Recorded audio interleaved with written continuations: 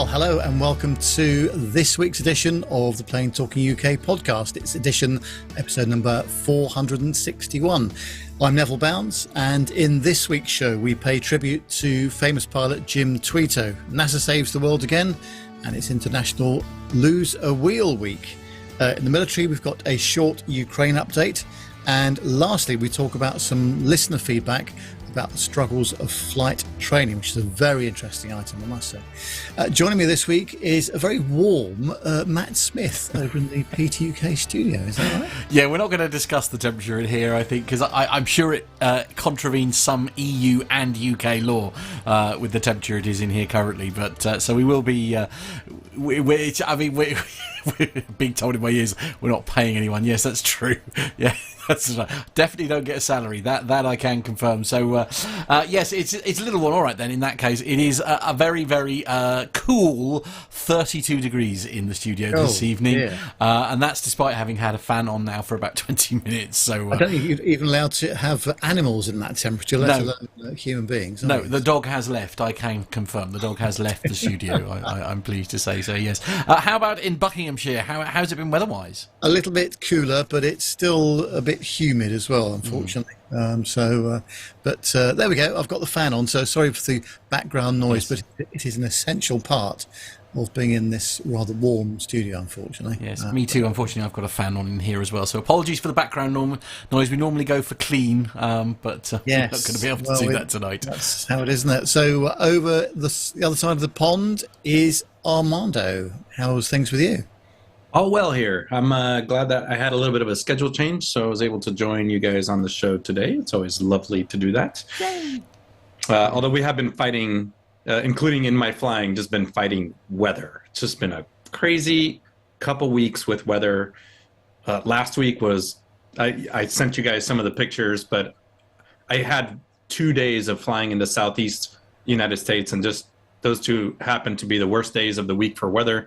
So it's just a lot of picking your way through it. And you know, the beauty of flying a jet as opposed to a turboprop or GA airplane is you can go 300 miles out of the way and it only costs you an extra 10 minutes. But yeah, it was just challenging. And Matt, what have you been up to this week?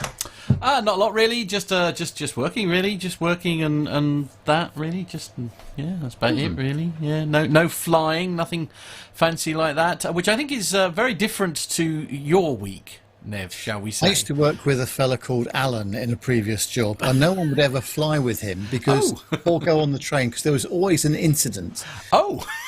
Either aircraft went tech, diversion, breaking down, the usual business. So people stopped flying with him. I think I've got to be careful that my colleagues don't carry on flying with me at the moment because I seem to be subject to a number of issues that have been going on with my flying. Last Monday, I flew to Brussels, but I did notice that we seem to be at around about 8,000 feet for a very long way into the east coast of England, and then I did detect a 180-degree turn to the left. Was it the left or the right? I can't remember. But Matt's actually got the map of it, the radar trace of the flight itself there, and yes, we did a left-hand 180 because the aircraft wouldn't pressurize. So we went all the way back to Heathrow. Lots of people were a bit cross because unfortunately BA had cancelled the Madrid and Barcelona flights that morning. So BA said, no problem at all. We'll get you on the Brussels flight. You can go to Iberia on the other two flights. But of course, they didn't make those flights because we came back to Heathrow.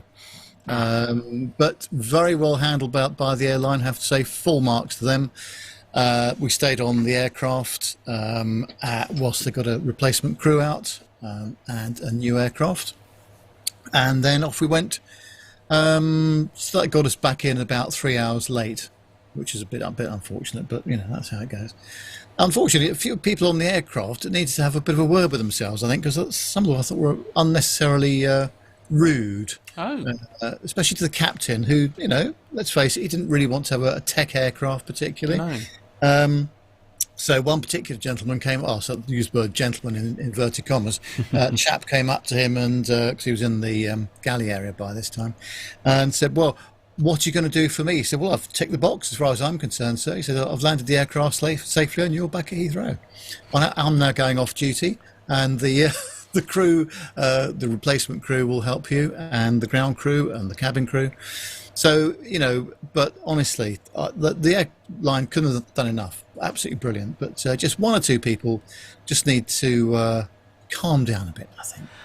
I do worry sometimes. I mean, this is not isolated, is it? And I do worry that people sort of forget, really, that the ultimate goal here is to ensure that whatever happens, that the passengers are kept safe. And I mean, if they had have rocketed up to sort of 25,000 feet, if the aircraft is not pressurising, I mean, how just out of curiosity, Nev, I mean, you saying you were at 8,000 feet, you didn't go above that because I had a quick look on Flight Radar 24 because they've got Wi-Fi on board the aircraft, so we were at 8,000 feet.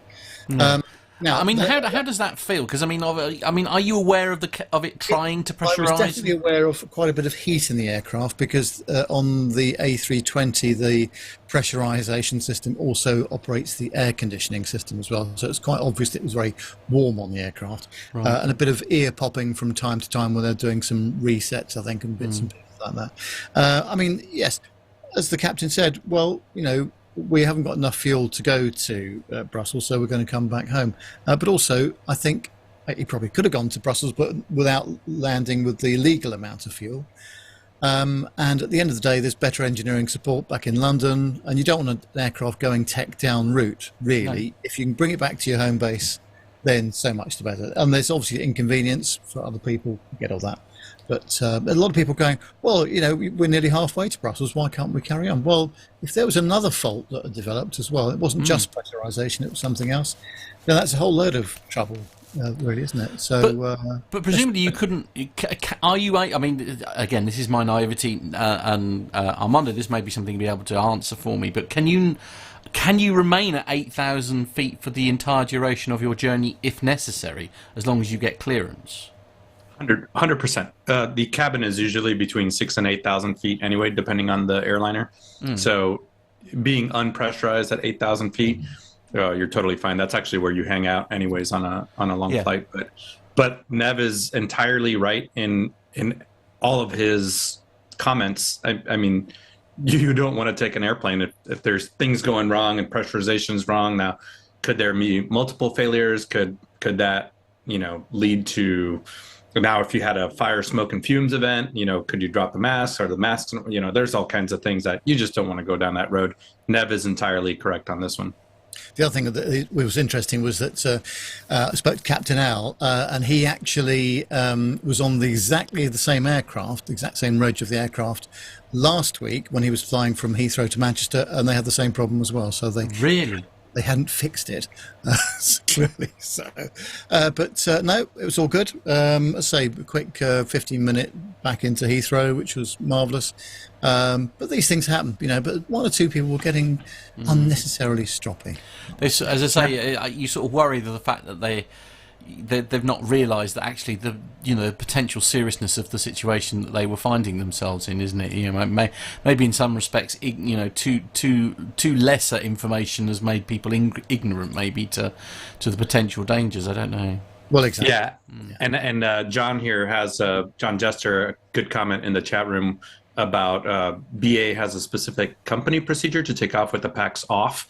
I think most operators here in the U.S., you only do that if you need the additional performance. But he's a little bit correct here in that now you're taking off with the packs off. You don't know if there's a problem until you get into the air, and then you have a situation like this. If it is a problem with the packs, but I think a lot of our operators here in the U.S. only do that if you need the additional performance from a high altitude airport. Yeah, and he says that if the valves for the pressurization in the aft of the airplane don't close, you can't go over water. So, oh really? I don't know. What does that mean? Why? Sorry, many questions. We'll get on to actual stories in a minute. Yeah. Yeah, I'm not sure of the technical answer. I'm sure that's a company, a GOM, and a federal regulation, or EASA regulation. For a technical reason, I'm going to have to wait for him to say that. I think is it just ditching? Is that?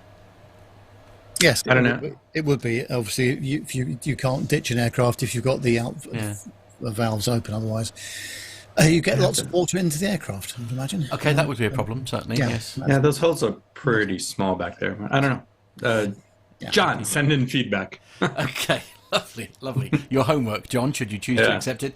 Now, while we're talking about the chat room, actually, a very good evening to Maxine. I know you're going to bring us up to date with who's in there at the moment. The picture behind me, which way shall I go? That way, shall we say?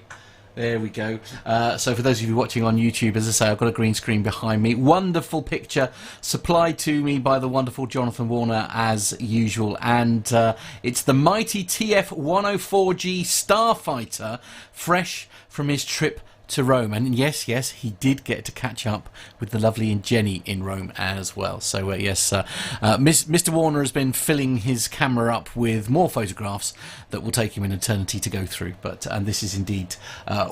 It's not on 35mm film, otherwise he would be burning through it at a heck of a Well, indeed, he'd be very poor by the end of it as well. Yeah. That's to be said. It'd be very expensive, expensive experience. Anyway, who else have we got then, Nev? In the chat room, our good friend Mazuz is in there, Hobby Time's in there, Richard Adams, Oscar is in there, which is great to see him there, Captain Cruz, who else? We've got Dirk S is in there, John Jester, obviously, Jenny Parkinson, Carlos Steppings. Heard of him. Yes. Nick Codling, of course. Bill's in there from Canada. Hi, Bill. Hope you're well. And who else is in there? That's about Alex Robinson as well. Aaron P is in there as well, and that's about all, I think. All the usual suspects. They are, by the sound of it. Yeah, absolutely. But so thanks to everybody for joining today. Really appreciate it. I think it's about time we did some commercial. I knew you were going to do that. Hang on. Oh, sorry, I was pressing the wrong buttons. I'm ready now. Good. As you were. No, it's all sorted. Off we go then. This commercial. Seatbelt light. Please take your seats and fasten your seatbelts.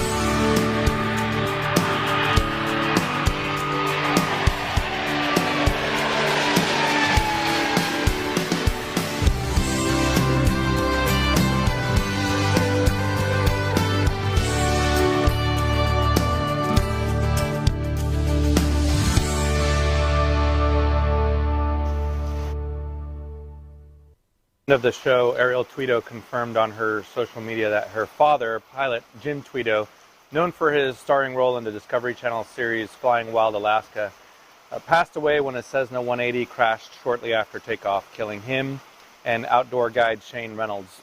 Tweto and Reynolds took off on Friday morning, and around 11:48 a.m., Alaska State Troopers were notified of an SOS activation from an inReach device. The state troopers posted an online update stating that the plane crash was reported about 35 miles northeast of Shaktoolik. The plane was reportedly seen taken off, but not climbing before the deadly crash. The pair were on a hunting trip on the day of the crash, with one member of their hunting party staying on the ground and actually witnessing that mishap. The Anchorage Daily News reports that the NTSB was sending a crew to this remote crash site.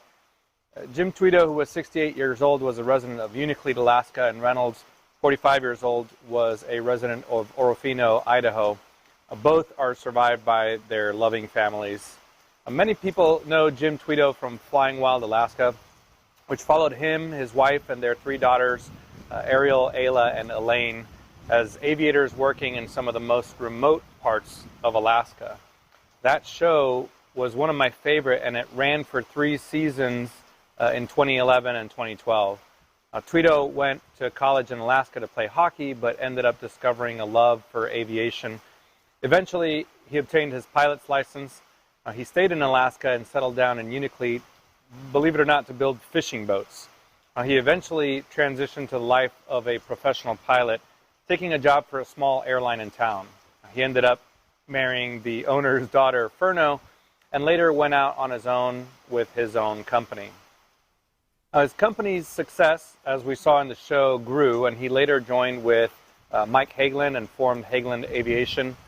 Hagelin Aviation merged with Era Alaska in 2008, creating which was at the time the largest regional airline in Alaska. That has since been renamed the Raven Air Group.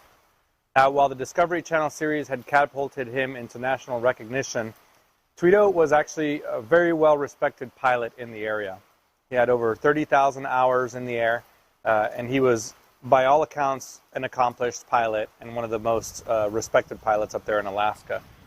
As you can imagine, flying small planes in a region like Alaska is dangerous, even for an experienced flyer, and his impact on Alaskan aviation is evident. But with his early prolific career building fishing boats, nearly 3/4 of the boats in the region were actually built by Tweto in the 1980s. That's according to his Discovery Channel profile. So after sharing the news with the world, Ariel shared pictures of her dad with her family, and asking any donations to be made out to Reynolds' wife and daughter, sharing the GoFundMe link, which we'll put in the show notes. As of Tuesday, when I recorded this, it had already raised $115,000. Reynolds was a fishing and hunting guide throughout Alaska for big game and salmon, from the Alaskan Peninsula down to Kodiak Island. Now, he actually worked across the Pacific Northwest for over 20 years and also spent time as a guide in his home state of Idaho. Now, he leaves behind his wife, Gina, and their daughter, Juliet. As you can imagine, the NTSB is investigating the crash, and we expect a preliminary report somewhere in the next 2 weeks.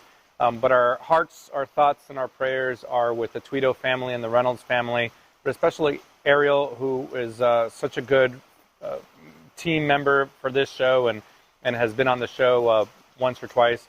So, again, our hearts and thoughts go out to the families and on this very unfortunate event.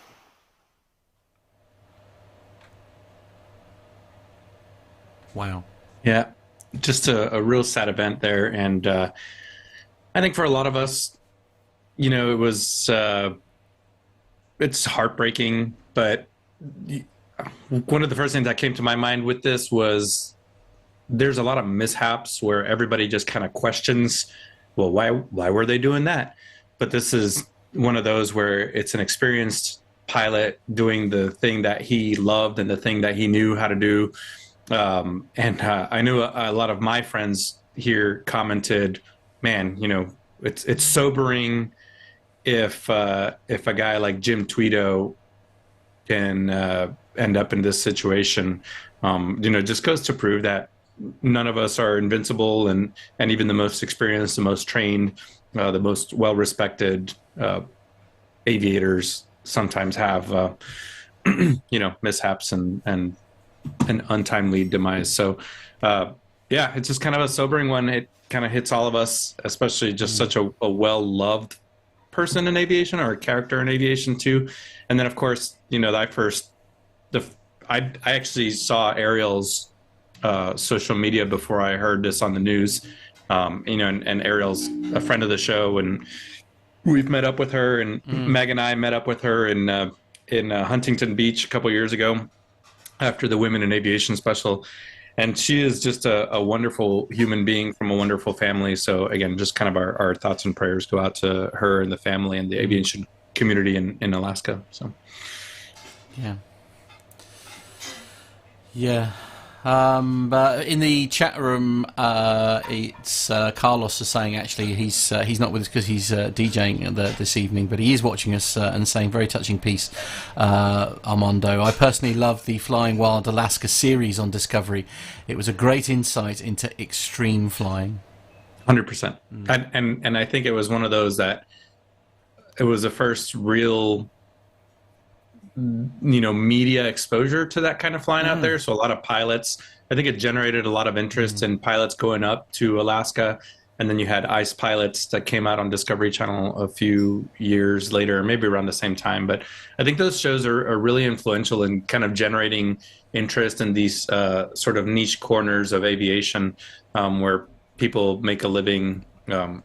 So Flying Wild Alaska and ice pilots and some of the other shows on the reality TV shows are really impressive to all pilots, young and old. So, I agree.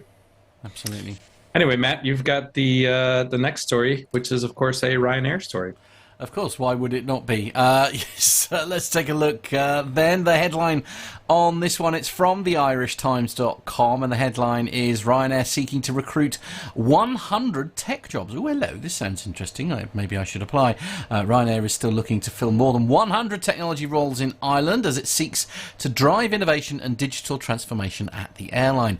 The jobs are part of a recruitment drive announced in November last year for Ryanair Labs, a state-of-the-art digital and IT innovation hub based at the airline's office in Swords, when it said it would create 150 roles. The company is recruiting for roles in software development, business intelligence and data scientists, security infrastructure and operations, business analysts, project managing or project planning, I should say, and delivery professionals and quality assurance engineers. It has been a challenging time for tech companies in Ireland, with over 2,000 tech workers losing their jobs in Ireland in less than 12 months, said Ryanair's Chief Technology Officer John Hurley. Ryanair remains in a strong growth position with ambitious passenger targets of 300 million passengers by 2034, and we are delighted to be able to offer Ireland's tech talent the opportunity to work on cutting-edge projects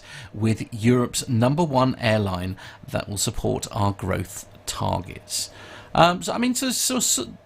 So what sort of things are they talking about here in terms of tech development? Are they talking essentially data? Is that what they mean? Is that essentially what they're after? Is like people to sort of manage them data? So network security engineers and all that. Data analyst. Wow. Okay. Network administrator. iOS developer. Oh wow. Okay, that's for the app. Finally. Yes. Yeah, a front-end developer, I'm being told. These are all being given to me in my ears, by the way. Sorry about this. Anyway, lots of tech roles and stuff, but it's just a load of data, basically. It's just basically all those things that we complain about when it all goes wrong. Yeah. We're talking about the BA app or the reservation systems. Right. Yeah. Yeah. You've Maybe set they're Nev just trying to off. address You've that. set him off again, haven't you? He's rolling his eyes. I can't see him, but I know he's rolling his eyes.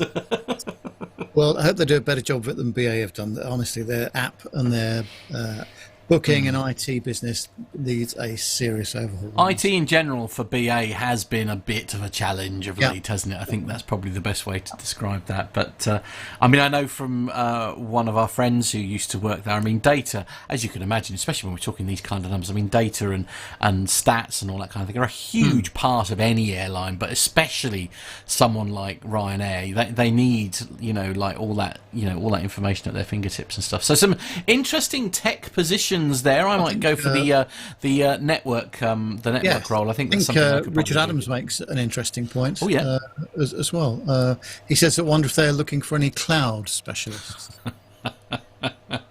Apparently they are, actually. We're being told in our ears, but perhaps not the type of clouds that Richard is referring to.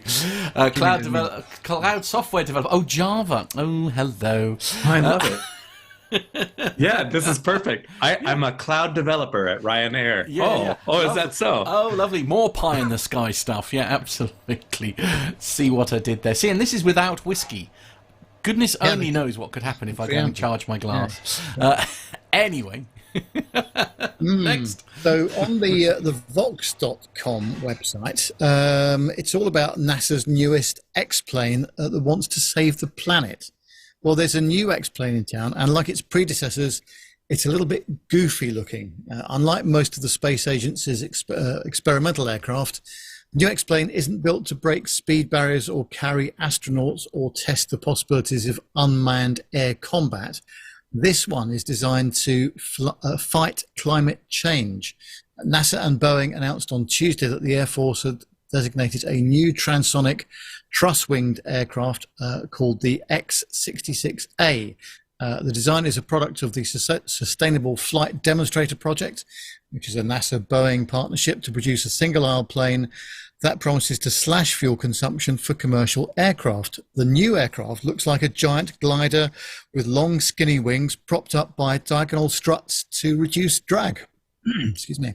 If widely adopted, the truss-wing design could transform sustainable air travel as we know it. The new X-66A is also the first X-plane designed specifically to achieve the goal of net zero greenhouse gas emissions for aircraft. The big idea behind the transonic truss-braced wing concept is an update to the aircraft configuration or the plane's architecture. Unlike the low wing design that dominates the commercial aircraft configuration today, the new Boeing design has wings that stretch over the top of the plane's tubular body. This reduces drag, but also allows for a wider variety of propulsion systems, from bigger jet engines to exposed propellers. It's also fast. The transonic part of the concept's name refers to its ability to fly just shy of the speed of sound, or around 600 miles per hour. NASA likes the idea so much, it's investing $425 million into the project under a funded Space Act agreement. Boeing and other partners will chip in an additional $725 million.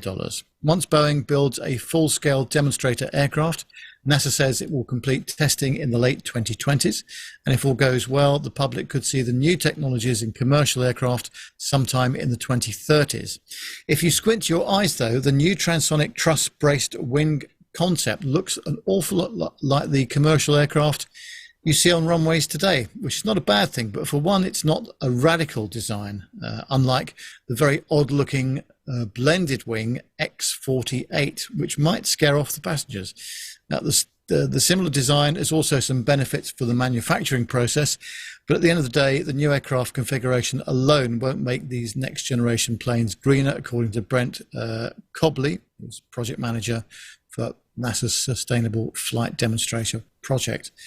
And I'd imagine it's also about the weight and composites and what have you, construction of these aircraft as well. But, well, it's interesting that there's people who've got an eye on the future and investing some pretty big dollars into the projects too. Doesn't it look awful similar to the Faraday aircraft? Haha, yes. Every time I see anything like this, yeah, John is saying the story looked familiar, but it looks familiar because it's almost the exact same design as the Faraday Biha,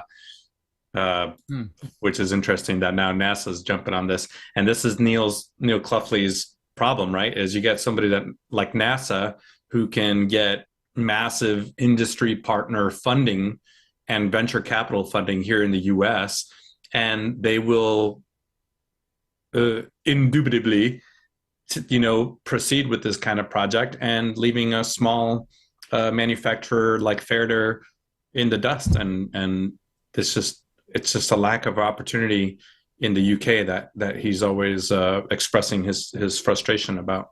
Yeah, absolutely. That's right. Well, this is an interesting.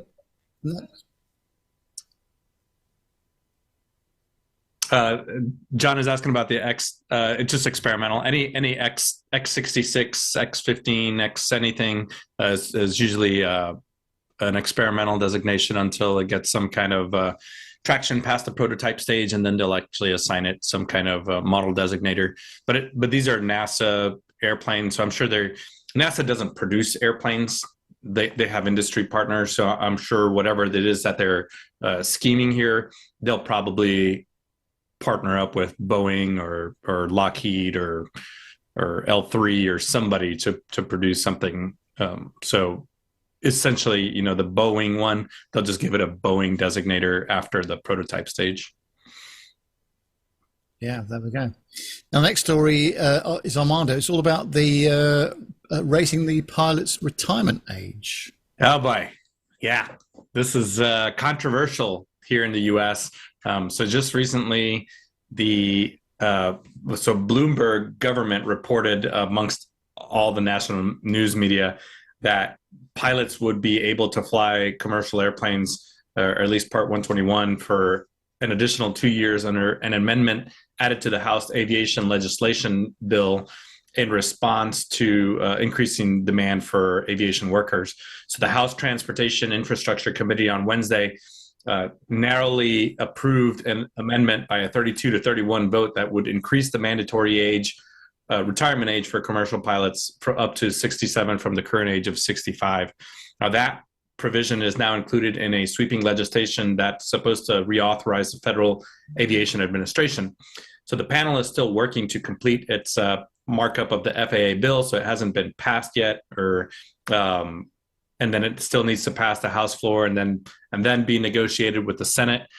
So our two houses or chambers in the U.S. Congress.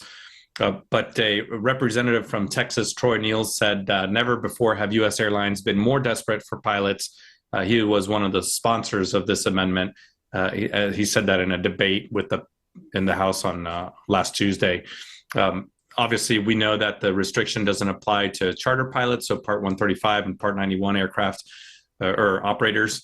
But getting thousands of certified pilots to reach the mandatory age each year over the next 2 decades, according to the Government Accountability Office, some pilots and groups representing regional and low-cost airlines have pushed Congress to change that retirement until they reach the age of 67.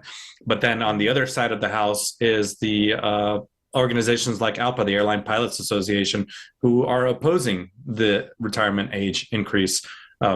So this last happened in 2007. The retirement age was increased from 60 to 65. And all of those that are opposing the fix, or this kind of Band-Aid fix, are saying that it's a short-term fix to a long-term challenge, and that it actually raises scheduling and safety concerns.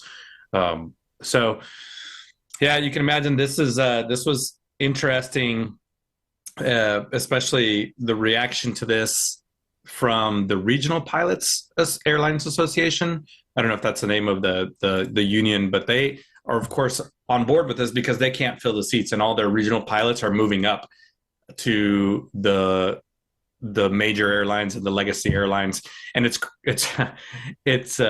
crazy because I just recently saw, I think SkyWest and Republic have now kind of instituted these mandatory training contracts where you will serve at least 2 years with a regional airline before you can get let out of your contract. And then the Airline Pilots Association and the major and legacy airlines are opposing this because they're saying they need those training slots. So now everything is booked out years, and now they got to take these 2 additional years for pilots that are going to remain in there. And now they got to schedule recurrent training, initial training, transition training, requalification training. Those slots were already spoken for to address the pilot shortage of bringing up pilots from regional airlines into the majors and the legacies. So it's a little bit of again, a disparity. And obviously this is an advantage for the regionals and the low cost because that's where people are using as stepping stones, but it's certainly a disadvantage for the legacies and the major airlines. So I don't know. We'll see. It hasn't passed yet. This is, the bill was introduced. It passed its committee, but we'll see if it actually passes the House and the Senate votes. Interesting. I was just going back to an article, 17 years ago. I just looked it up. And BA was planning, or did actually carry out the fact they were going to increase pilots' retirement age from 55. what it was back in 2006, would you believe? And then the change to the normal retirement age for cabin crew went to 60 and then 65. And then when pilots were retired at 60 at that point as well. So amazing, isn't it? Incredible. Yeah, it's crazy. And there's some questions here in the chat room. So some of our chat room is saying, age 65 is an age discrimination if you're medically fit and able to carry on flying after 65. I think generally for Part 121, that's just an unacceptable risk. John Jester says, no, please no, heck no. So that's we know where John stands on this as a 121 guy. And that actually reminds me. So a lot of, we've talked about this industry being based on seniority. Well, imagine if you are planning, like, where you're going to be. This could be bidding for a base, bidding for an airplane, or just even a schedule, your quality of life. And you are planning on being, in the top, 10%. Now, if they decide to keep pilots on for an additional 2 years, your seniority movement, your seniority progression just went down pretty significantly, and you may be stuck somewhere where you don't want to be for the next couple of years. Yeah, we saw that during COVID. There was another comment in the chat room. What if the pilots don't want to continue for another 2 years? Captain Jeff, I think most of the airlines will probably offer either keep your age 65 retirement or continue on to age 67. So it depends on how much you want to love flying and how many XYs you have and how much you have to keep flying. Let's see.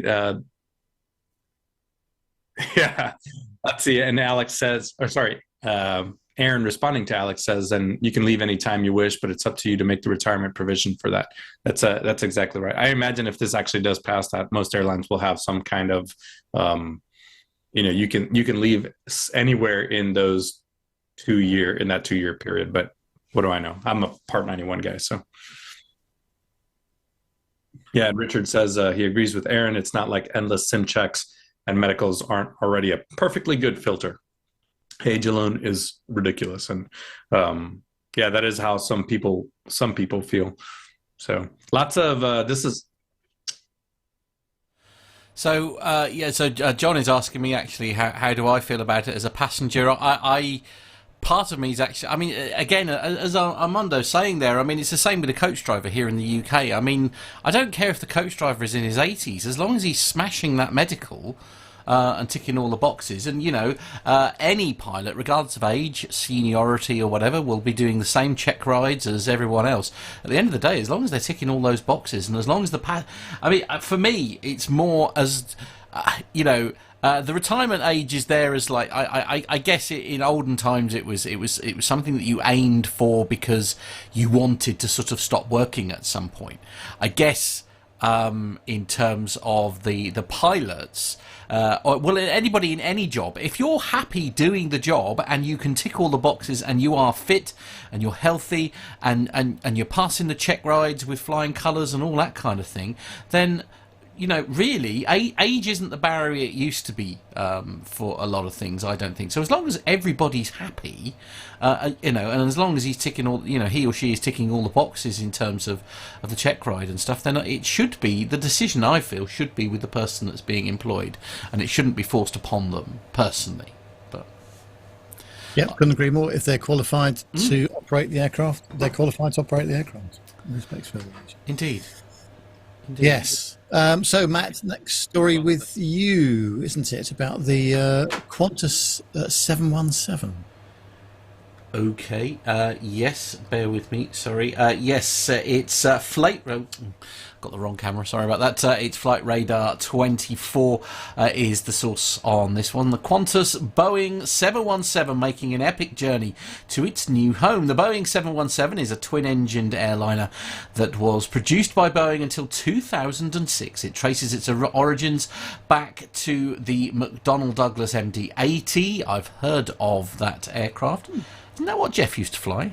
Yes, well, it was, and he flies the 717. Oh, it was the 88 and the right, yeah, okay. Anyway, which in turn can trace its roots back to the McDonnell Douglas DC-9, which Armando, you've flown, I think. Is that correct? I have never flown a DC-9. No. Not in the front. I have in the back. Oh, okay. Oh, fair enough. Okay. Originally called the MD-95, the rebranded 717 represented Boeing's attempt to update their rear-engined twin-jet for the 100-seat market following their merger with McDonnell Douglas in 1997. Around 156 aircraft were built in total, with the most prolific operators being Delta Airlines, Hawaiian Airlines, AirTran, and Qantas Link. As part of a wider fleet renewal strategy, Qantas are retiring Victor Hotel November X-Ray Indigo, one of its older 717 aircraft. The aircraft is undertaking long-distance redelivery flight to Victorville, VCV, whilst that's a distance of over 7,080 nautical miles by the shortest route. The range of the small aircraft will require a less direct routing with a significant number of sectors. So what route is this special aircraft going to be taking? The retirement of the aircraft, named Blue Mountains, marks the first Australian registered Boeing 717 to leave service. The aircraft holds a special place in the airline's history, having operated Jetstar's first flight between Melbourne and Launceston in 2004. The aircraft appears to have completed the first 5 legs of its epic journey as of June 18, 2023, travelling via the Philippines and Japan. All of these have been operated under the flight number of SXI 2341. Canberra to Alice Springs, that's taking place on the 16th of June. It'll then on the same day go from Alice Springs to Darwin. Then on June 17th it'll go from Darwin to Cebu. Is it Cebu or Cebu? Cebu. Cebu, okay, yeah. Close. No cigar, as usual. Cebu then to Nagoya, that's on June 18th, and then Nagoya to Sapporo on the 18th. Also, whilst we don't have a confirmed route, we anticipate that the aircraft will likely call at Aden, Anchorage and Seattle Boeing Field, the BFI, before arriving in Victorville, California, as Victorville is typically used for long-term storage and breakdown of aircraft. There is sadly a strong chance that the aircraft may not fly again. So why are airlines like Qantas replacing the 717? In a world of squeezed margins and renewed focus on sustainability, older aircraft such as the 717 find themselves completely outclassed by new generation aircraft such as the Airbus A220. These newer jets offer significant savings on fuel and CO2 emissions, higher capacity, and are more cost effective on regional and short haul sectors. I could go on. Obviously we're very, very familiar with that. It's very sad, obviously. I mean, for me, for many people, I mean, my aircraft, I guess the one that I'm most sad about sort of like retiring, obviously, and I think we did a story about it, didn't we, last week, where we got 74 still flying. Because there are Lufthansa, I think, is one that's still flying the 7-4. But I mean, the 7-1, that has a special place in a lot of people's hearts, isn't it? For the same. I don't think the 717 does. I think the MD-95 does. Right. Which is the same airplane. Okay. As John is writing it, I can see him writing it in the show notes and then bolding it and then highlighting it. Yes, Captain Jeff has flown this airplane. We did say it in the news there, but it was also designed by the Wright brothers. It's been around so long. What? Of course it wasn't designed by the Right. But it has been around for a long, long time. So it is definitely outclassed, as the article said. I mean, an A220 has the same capacity and is 50% more efficient, probably, but it's just not as classic. Well, normally when there's a story about Malta, we would be handing that over to Carlos to do it. He's the Maltese specialist amongst the team, but as he's doing a gig tonight, it's left to me to talk about this one. It's on simpleflying.com, and it says that Malta Airport witnessed an incident this week when an Horizont Boeing 737 aircraft mistakenly took a wrong turn upon landing, blocking the airport's main runway for approximately half an hour. The English national football team was amongst the passengers on board the flight, which originated from Birmingham. The national team's representatives were delayed in getting off the aircraft because it was stuck on a taxiway that led to a dead-end runway. This delay resulted in the postponement of their planned press conference with the Maltese media. On the day of the incident, the English national football team competed against Malta and achieved a victory with a score of 4-0. I don't know how that's relevant to the fact that the aircraft is stuck, but there we go. It's 4-0 to the Brits.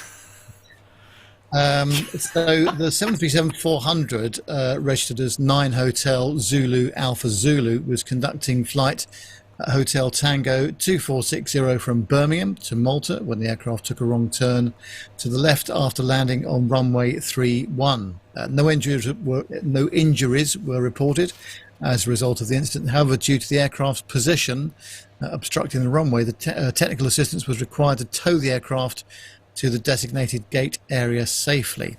Shortly after the incident, photographs appeared on social media showing the Boeing 737 blocking runway 31 at the airport. The aircraft involved in the incident was a 737-400 with a service history spanning 31.7 years. According to the data sourced from planespotters.net, this particular aircraft had previously been utilised by various airlines, including British Airways, Czech Airlines, Nazak Air Transport, Kalima Aviation, Kronos Airlines, BBAM, and Aerotron before eventually becoming part of Air Horizon's fleet. With a primary focus on ACMI, charter and ad hoc flights, the airline has transported over 1.5 million passengers, approximately 10,000 flights spanning over 50 countries. The airline currently has a total of 6 737-400 aircraft at an average age of 31.6 years, according to planespotters.net data. So I'm going to jump in here. One thing that the story didn't really make clear, the Malta airport has a lot of dead-end taxiways. So you know how most traditional airports, we have a lot of parallel taxiways and everything interconnects. That's actually not the case at Malta airport. Everything on the southern end, so it's got 2 almost crossing runways, but they're perpendicular runways. Everything on the southern end of the airport is actually just a dead-end taxiway. So what they failed to mention is that this is across from the terminal, so they should have turned left, but they instead turned right, and they ended up in a dead-end taxiway. Taxiway Gulf is a very, very short taxiway with some small hangars. So there was no room. Why they had to just stop and shut down is there was no room for them to go forward. They couldn't turn around. And then the tail of the airplane was blocking the runway. So I think they didn't really talk about that too much. There was no graphics in that article. That's why this happened, is they literally took a right when they should have taken a left, and then and it was a dead end, basically just like a community, like a housing development, and you just it's like taking an articulated lorry or an 18-wheeler into a street that you can't turn around in. So are you saying it's poor airport design? Not at all. This is 100% crew error. Yes. I thought so. Yeah. Now it's perfectly designed airport. That's it. Yeah. Well, this next item is not crew error, I don't think, is it? No, this is kind of funny. I guess it's not funny. It's funny, not funny. We were just on our PTUK host chat talking about how many wheels fell off airplanes this week. And this particular one, this is a 787 Dreamliner losing its nose landing gear in flight. The aircraft, registration 9 Victor Oscar Juliet Foxtrot, operating a flight from Seoul to Taipei. According to sources, the tire pressure level had been detected as abnormal before the flight's descent. Despite losing one of the nose wheels, flight TR-897 landed safely on Taipei's runway 23 left, taxied to the apron without any further incident. After landing, the left nose wheel was missing, and the axle also appeared to be worn. Scoot Taiwan General Manager Victor Lee said that Scoot had decided to dispatch another airplane to Taiwan, and that more information would be later. I think we have some of that amplifying information. It's unclear where the missing wheel dropped. Taiwan International Airport Corporation said that no signs of the wheel were found on the runway or taxiway. It is possible that the missing tire assembly is in the South China Sea. So good luck to them. Let's see, on June 21st, operations at Vilnius Airport were temporarily suspended after a Brussels airline A320 lost its main gear tire right before lineup with the runway. That Airbus A320, registration Oscar Oscar Sierra November India, was scheduled to depart as flight SN 2372 from Vilnius to Brussels. However, as it was taxiing for takeoff, the aircraft lost one of its left inner main gear tires before the lineup. Following the incident, operations at Vilnius Airport were temporarily suspended as the aircraft blocked the entrance once again to the runway. Flight operations resumed after the aircraft was removed. So lots of airplanes losing tires. Well, you know what? I'm not going to say anything. Lots of Airbuses losing tires this week. And, I'm no air crash investigator, but I'm just saying it's just happening with all the Airbuses. But to be fair, Airbus don't make the wheels or tires, do they? Oh, always with the actual technical answer. Thanks, man. Yeah, it's probably Goodrich or something like that. BF Goodrich or Michelin. Yeah. Anyway, oh dear. Yes, it's the Dreamliner, isn't it? Yes. Yeah. Okay. Right. Yes. No, anyway, moving on. You've got the next story, right? Somebody needs to explain that. Come on, Armando, fess up. No. Yeah. It was a Dreamliner. It was a Boeing. Yeah. You had me going now. That shows you how I was not following the story as closely as I should have been. It's always a test to see who's paying attention. But I'm. Oh. Right, yeah. Well, there we you're right. Okay, Bridgestone. That's Do they still do the F1's tyres? No, they don't. No, that's Pirelli for the F1. Is it? Right. Okay. Oh. I would love to fly an airplane with Pirellis. Maybe we'd get off the line quicker. You never know. Yeah. You never know. Talking of Airbus, as we were just then, on the bbc.co.uk website, this is a record aircraft purchase which has been announced at the Paris Air Show. And Indian carrier Indigo has made a record order for 500 A320 aircraft, the largest single purchase agreement by any airline in commercial aviation history. The deal, announced on the first day of the Paris Air Show, is worth roughly $55 billion, 43 billion pounds, before any bulk order discounts. Indigo has now an order book of 1,330 aircraft with Airbus. It's expected to mean a stream of deliveries between 2030 and 2035. The new deliveries will help budget carrier Indigo lower its operating costs and improve fuel efficiency, the company says. India is a burgeoning aviation market, of course, with some analysts saying it's on track to replace China as the aerospace industry's next growth frontier. The country is expected to be the fastest growing G20 economy over the next few years and has seen a significant increase in the number of first-time flyers since the pandemic. And there's still a large runway for growth. See what I did there? Under 5% of the country's 1.4 billion people are estimated to have ever taken a flight. And air traffic in India has been growing hugely as disposable income rises.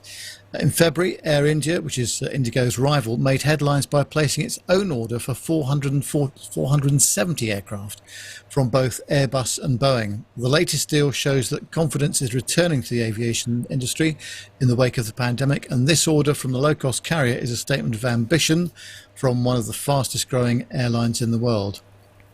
Ryanair and Saudi startup Riyadh Air have also recently made large aircraft orders, but while airlines seem to be keen to invest in new aircraft, manufacturers are struggling to build them quickly enough because supply chains remain disrupted by the after effects of the COVID shutdowns. Whilst this may be by far the most dramatic order seen so far at the Paris Air Show, it's unlikely to be the last. The airliner market ground to a halt, as we know, during the pandemic, but now carriers are making up for lost time, renewing their fleets, and in some cases expanding aggressively as well. That's one big order, isn't it? 500 A320s, which is the largest purchase agreement made by any airline. Indeed. I should imagine that O'Leary is absolutely fuming by that, I'm sure. Yes, although you might say that the European and Irish markets are somewhat smaller than India on its own, probably. Well, yes, true. That is fair. Yeah, absolutely. But, I get what you mean there. Yeah. Has anyone other than John been to India? No, I haven't. I've never been to India. It is somewhere that, weirdly, it is one of those places, isn't it? And I know it's not necessarily, that it's often described as an eye-opening experience, especially if you just step like a few streets away from like the hotel that you're staying in and things like that. I must admit, it is one of those locations that I feel like it should be on the bucket list as one place you must go to. For goodness sake, don't drink the water, but other than that, just sort of. To experience it's because from friends I know that have been there, it is an incredible culture. I think aside from the significant impacts of world history and cultural heritage, but for an av geek, right? Like it's such a mysterious place. We did that interview with Stuart Airy a couple months ago now, and he was flying. A corporate aircraft in India. It's such a different world, right? I would love to just go hit all the airports in India and just see all the aircraft that are both flying and not flying, because it's such a vast country, right? I don't think any of us that, understand how big India is. So you've been there. Yeah. I'd love to just go on an av geek trip of India. That sounds good to me. Shall we? Shall we have a PT UK outing? Shall we? Yes. I assume the curries are good. Yeah. Yes, I think they would be. They're probably quite good at those. Yeah, indeed. We can all pull together a combination of Avios points, American Advantage miles, and then John can just meet us there. So Armando, next story is for you. Speaking of racking up Avios points, I'm going to put this in the I want one column. Christmas is coming up. Matt is going to put up some pictures here. Is he? Beautiful right. Airplane. Is he? Okay. Yes, he is. It's a beautiful airplane from AOPA.org. Yeah. Diamond turboprop takes its first flight. Diamond flight test, head of flight test, Søren Peterson, and senior test pilot Nico Darusas had a flight. They lasted 30 minutes over in Austria. They covered all the basic maneuvers, including performance handling checks. Diamond said that the aircraft met or exceeded all of its expectations. This is an all-composite. They're calling it the Dark 750. It's powered by a 750 horsepower Pratt & Whitney PT6A 25 Charlie. Very reliable engine there, featuring a Garmin G3000 suite. Diamond will be offering what they're calling a DART basic training solution that covers all phases of basic training, like ground-based training systems, basic training in the aircraft, proprietary DART flight and navigation procedures in a simulator, and some computer-based training. Obviously, they've been working on this for a little while. None of us had heard of it, so this was a little bit of a surprise, and it's made its public debut at the Paris Air Show 2023 just a couple weeks ago. They're hoping to achieve certification for this aircraft in 2024, so very quick development timeline here. Looks like a T6 Texan, looks like a Tucano, Super Tucano, but Diamond has some serious engineering behind it. They make some amazing aircraft. They're almost as good as Pilatus. No, maybe they're equally on par. So I want one. Let's go fly one. I don't know. Let's get in touch with Diamond and go do a test flight somewhere. Excellent. Sounds like fun. Beautiful airplane. Yeah, it is. It's blowing my mind a little bit. I'm just going to pop that picture back up there. It's got like this sort of like fighter jet feel about it, with the two seats and stuff like the echoed screens and all that kind of thing. So the same information available to sort of both pilot and co-pilot, for want of a better word. It's a fascinating layout. I think this is a proven design, both from the T6 Texan and the Tucano, and actually some other aircraft. There's the Black Shape, the Pilatus PC-9. I think Black Shape, Gabriel has a similar design. The difference is Diamond is marketing this to the public. It's going straight to the public, so you can buy one and basically feel like you're a fighter pilot. Nice. Which I'm all about. Well, yes, quite. I mean, it's not like you don't have a background in it, of course. All this sort of like Did you ever do any crazy, like, sort of like dogfighting type sort of stuff, Armando? Or will you have to shoot me if I ask that question? No, not in the. I had a tanker transport rotary wing powered lift path, which is not super exciting in the military. Right. Like, you don't get to do all that kind of crazy stuff. Obviously we did formation stuff, and we did none of the pew pew, that sort of. You didn't do any of that. No. You do basic aerobatics. You do basic in trail. But yeah, not a whole lot of pew pew pew. Aww. Sorry, it's all right. The beverage of choice is kicking in.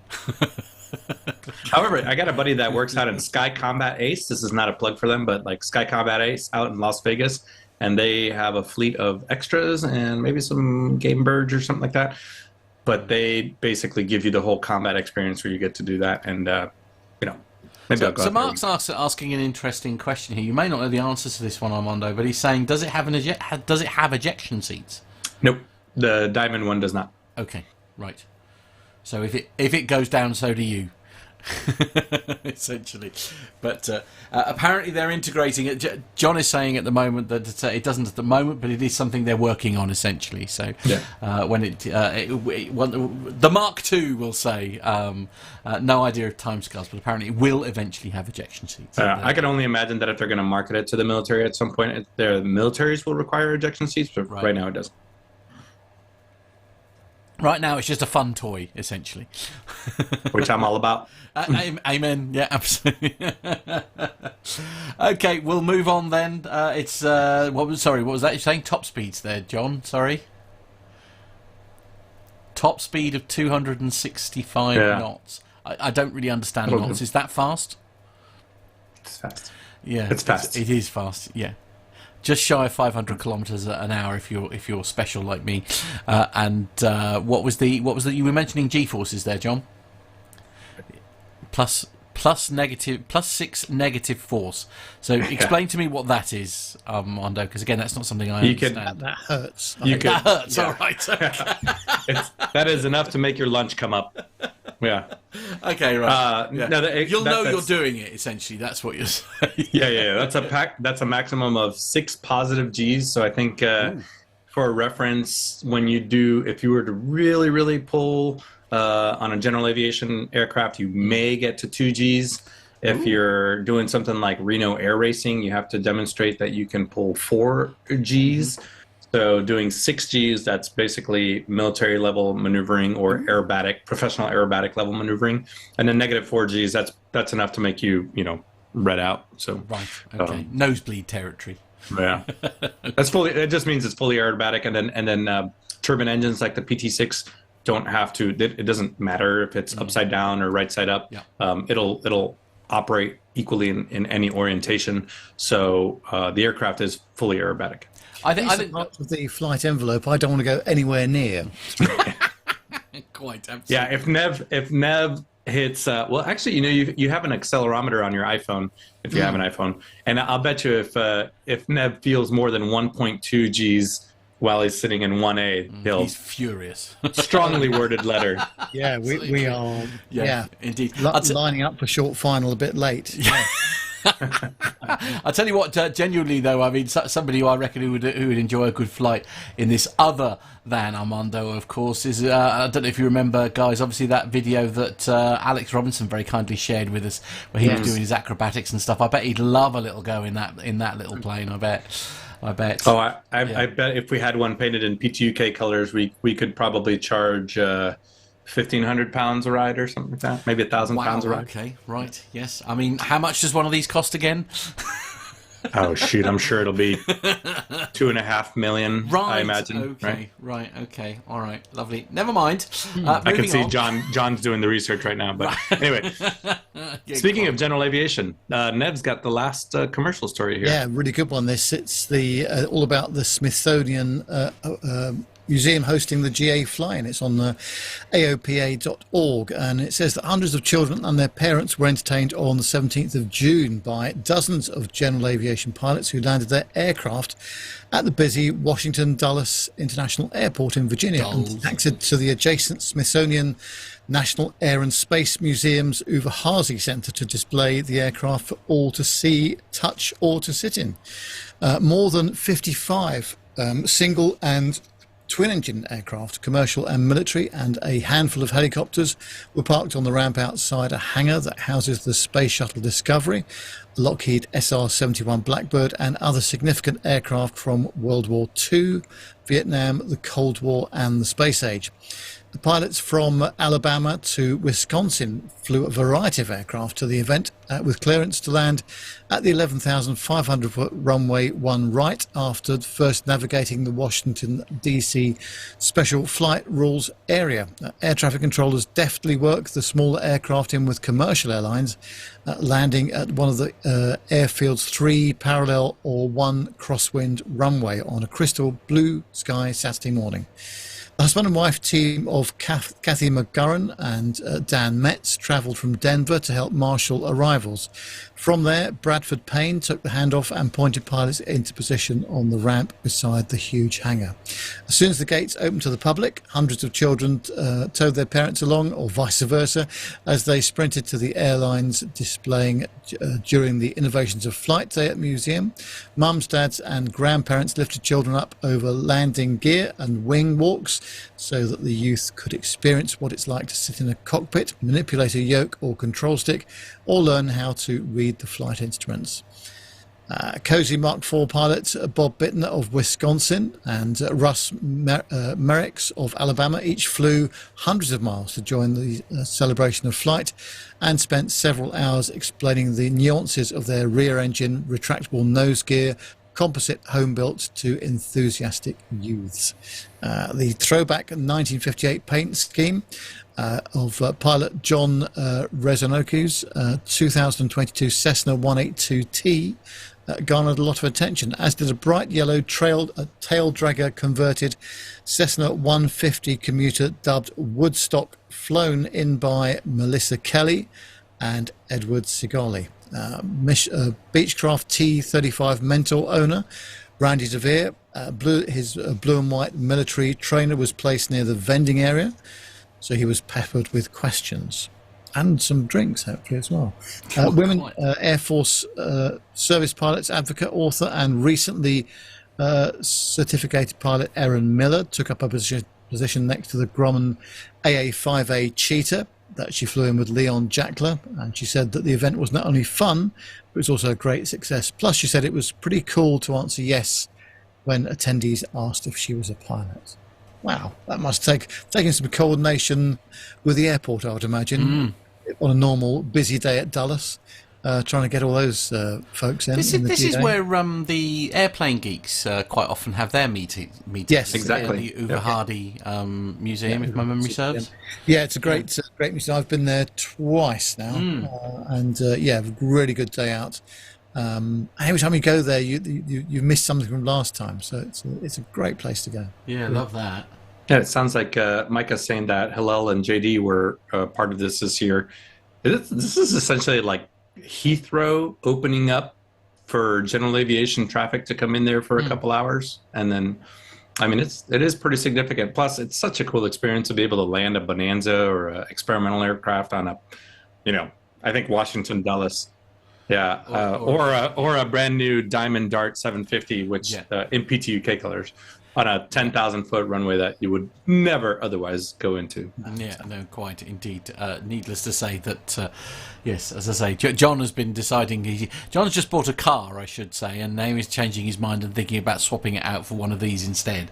I think it's a great idea. I feel like we should have a conversation about how much you pay for your car, because I feel that's too much if you can happily swap it for one. But there we go. Never mind. You'll have a lot of fun together. Yeah. So Armando's off on a road trip to go and teach John how to fly it. There we go. Well, it's got 2 seats, and I'm sure we could do something for the dog too. Okay, right. Yeah. Do we think the dog will mind being flown? Not upside down. No, okay, not upside down. I know Lenny's quite chilled, but blimey. Okay, there we go. Well, guys, we are actually right on time. Nev actually reached out to me earlier this week and said, hey, take a look inside the PTUK, podcast at planetalkinguk.com email address. And we actually had some really good feedback from one of our listeners Matt, if you're ready, let's play that out. Yep. Hey guys, this week we received a listener feedback email that I thought was really important to address. Now, this particular individual had emailed a few times before their start of their ATPL ground school and during the training, but they were emailing as they were approaching the end of their exam week for modules 2 and 3. At this point, they actually had some opinions to share. For me, it's important to include feedback like this. This is a little bit more realistic take on what it takes to do this, and especially nowadays we're talking about how there are so many opportunities to become a pilot, how it's a great time to become a pilot, but there are still some challenges. There are certainly some challenges to pursuing this career field, especially if you are later in life, you're a career changer, or you just kind of didn't grow up with it. So I thought it was important to talk about this feedback and maybe some solutions. This is from a real student pilot perspective for someone who is in the trenches right now trying to get their training done. So I'll read a couple excerpts from the email. So the first excerpt says, "Everyone tells you how hard ATPLs are, but I don't actually believe that the content is that hard. It's just the sheer volume of it and the fact that examiners are clearly trying to catch you out on their wording. Oh, and questions are translated from the French question writers and are always horrendous, as literal translations from French just do not work. And if you see a French question, it's a lottery if you get it right." This kind of struck with me because it's similar here in the U.S. with our exams. Now, as we've talked about on the show, it is very different. For your ATP license here, your ATP certificate, you only take one written test. So you study a bunch. It's a 1,500 question bank that you have to study and essentially memorize, but essentially you got one test to worry about. That is very different over in Europe, where there are, I believe, 13 tests. That's just for your ATP. So it is also a problem here in the U.S. in terminology. A lot of the terminology is, in fact, outdated. I remember on my ATP exam, I had questions about NDBs, right? Nobody even uses NDBs anymore. The weight and balance problems were from, I believe, a -8 and a DC9, something like that. So the performance problems on the test were pretty outdated. A lot of the navigation questions particularly were severely outdated. Now here in the U.S., there is a process where people can essentially highlight those questions to the FAA testing department, and they flag those questions. They may not be graded, but they're still on the test. So you still have to memorize them. You still have to go through them. They're or if nothing else, they just take a lot of bandwidth. And for this individual with the tests over there in Europe, it does seem like there are some disparities with language barriers, things like that, or really subjects that, why does a helicopter pilot need to know about supersonic speeds going across the Atlantic or something like that. But I think that is most federal or governmental regulators, where they're just so slow to catch up with technology that it can be a real challenge. So I don't know that I have a solution for that, but it's just, again, kind of highlighting some of the challenges that are out there if you're trying to get into this career field, or you're in your private pilot stage and then you're trying to move up to this ATP level. Another challenge that this individual brought up was the cost. Now, this is none of us are strangers to the fact that becoming a pilot, becoming a professional pilot, costs a lot of money. Again, it's a little bit different here in the U.S. While it does cost us a lot of money, we don't have to pay for individual exams. We do, but we only have to pay for the one, right? So this is specific to the UK. This individual was saying that each exam costs £95, and over the course of 13 exams, that can be pretty costly, not counting any retakes that you have to do. And in addition to that, you have to go somewhere to take the exam. So you're talking another £100 a night for a hotel, assuming that you're going to want to get there, get a good night's sleep, and maybe take the test and then drive home. If it is somewhere you can drive home, maybe you have to spend 2 nights there. So all in all, in addition to the £100 for each test, you got to pay the fuel to get there, the transportation, the lodging. And this individual actually brought up something that I didn't even think about, that was CAA and EASA exams. Those over 2 separate weeks in 2 separate locations. So everything that we just talked about, that cost has doubled. And then if you want to study like I do, I use here in the U.S., I use Shepherd Air, and I'm using Shepherd Air to get my flight instructor. So that's a study question bank where you can essentially, at least be familiarized, if nothing else, memorize the questions. That is an additional cost. For our U.S. listeners, I wanted to just kind of highlight what it is that our friends over in Europe have to do. So the ATPL exam subjects, keep in mind, each one of these is 100 pounds at least, and plus lodging and transportation. They have an air law exam, operation procedures, human performance and limitations, meteorology, VFR communications, IFR communications, principles of flight, general navigation, mass and balance, or weight and balance, performance, flight planning and monitoring, radio navigation, aircraft general knowledge, which is airframe systems, power plant, and electric, aircraft general knowledge, which is instrumentation. And once you sit for your first exam, you only have 18 months to complete all of your exams. That is a lot of subject matter, and I've seen these books. They're hefty. It's a hefty amount of information. So aside from the cost, there's the challenge of time. A lot of us aren't doing this right off the bat, right after school. So we have careers, and you're trying to balance all these exams and all this studying, balance that with your life, your family, your job, the thing that's paying for you to be able to do this transition. Speaking of that, the self-funding, it is hard. It is hard for anybody, whether you're in the US, South Africa, in the UK, or Germany. Self-funding flight training is hard. I think, generally talk about that 100,000 pound baseline or average maybe in the UK to become a pilot. From everything that I was seeing online, it could be as low as 50,000 pounds or as high as 110,000 pounds. That's in 2022 numbers. There's also a modular route, and I'm trying to actually reach out to a professional pilot who kind of has some of this on their website. They've actually written a book on it. We'll include the link to that book, but I'm going to save it for maybe a week or two to see if this individual gets back to us, because they have a website that is really good about how to finance the training and some mistakes that we'll talk about here in a second.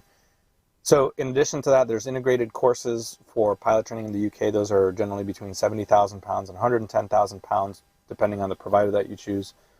The main costs for all of these are your medical, your private pilot license, which is about 12,000 pounds. Your night rating is another 1,500 pounds. Your hours building to get to the point where you can get your commercial and your ATPL, that's about 12,500 pounds, again, $2022. Your ATPL exams via distance learning plus, or maybe going to the facilities like we were just talking about, that's 5,000 pounds. The commercial pilot license, 7,500 pounds. Multi-engine instrument rating, that's 20,000 pounds. Your MCC course is 8,000 pounds.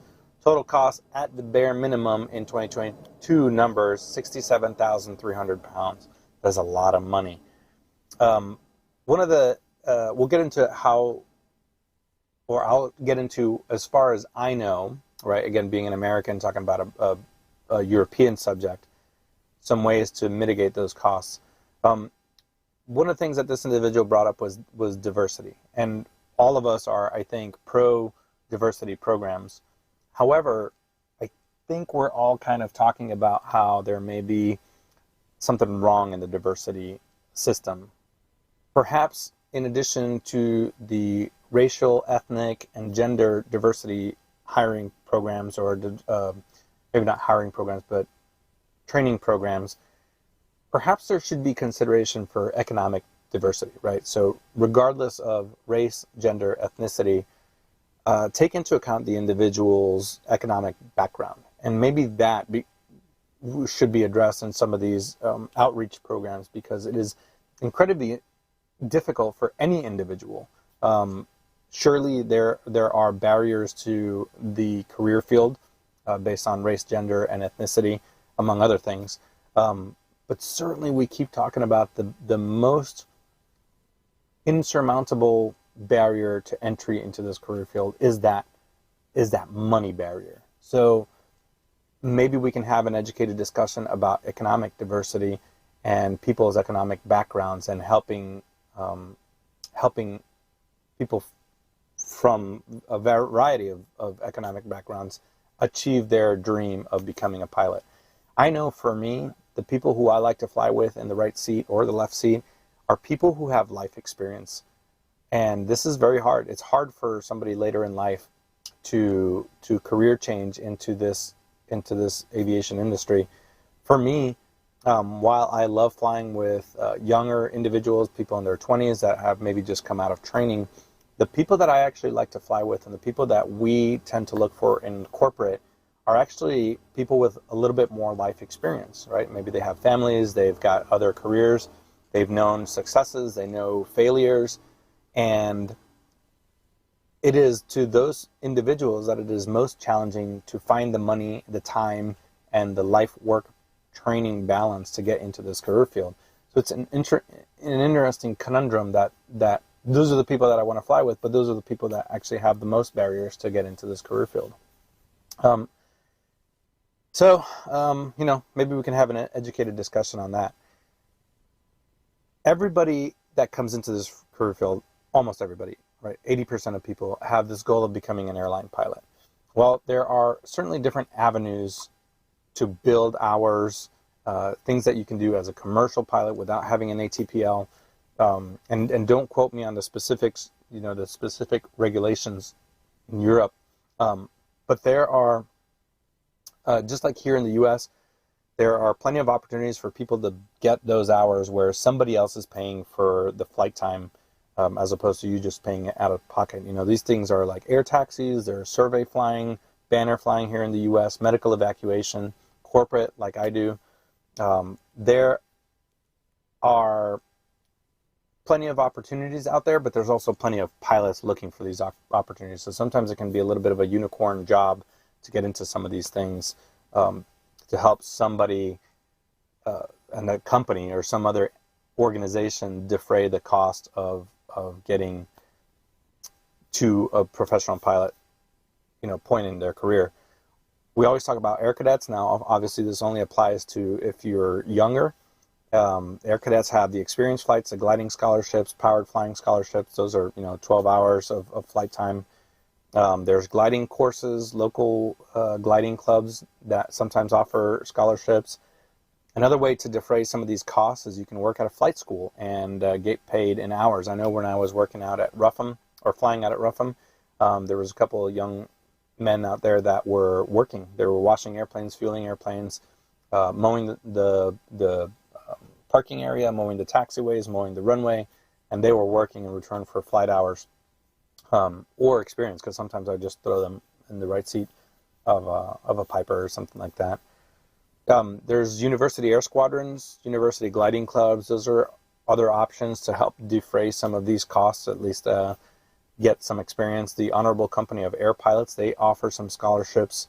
And then the Air League also has scholarships for powered gliding, ATPL exam scholarships, MCC courses, UAS courses, scholarships. Everything that I just said, again, it's great if you're young. It does not help career changers. Career changers, or later in life adopters into this career field, now you're talking about loans, credit cards. So how do you finance this? Most of us get loans. You have to be careful, at least, I'm not entirely sure how the schemes work in the U.S., but here in the UK, here in the U.S., there's a couple different ways you can get loans. You can get home equity loans if you own a house.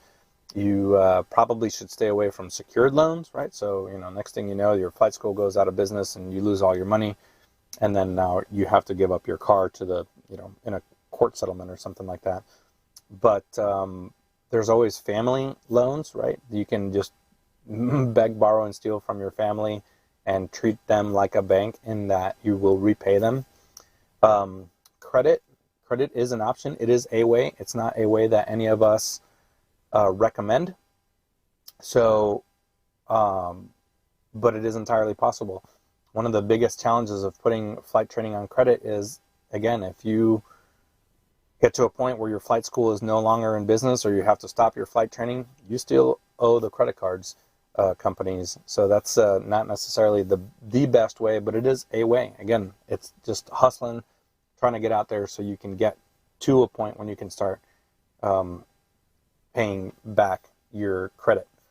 Now, kcthepilot.com. So KC is actually who we're trying to get on to the show. He actually outlines on his website a couple different mistakes that pilots do. Mistake number one is do not take pilot training loans on a secured loan basis. Mistake number two says when planning and lending any repayment, do not be too optimistic in your salary, i.e., I'll get a job straight away making £5,000 a month as a first officer, and I'll get my command in 3 years. That may be the industry right now, but that is certainly not an assumption that you can make that will be your path. Mistake number three is to not make use of flying scholarship opportunities and jumping straight into pilot training loans. Mistake number four, not considering government-funded pilot training, as in the Army, the Navy, the Air Force. While that takes a full career change, you have to meet this very specific criteria. They may or may not be accepting pilots, but that is certainly a way to get to a professional pilot standpoint. But of course, you are serving your country, and there's the risks associated with that.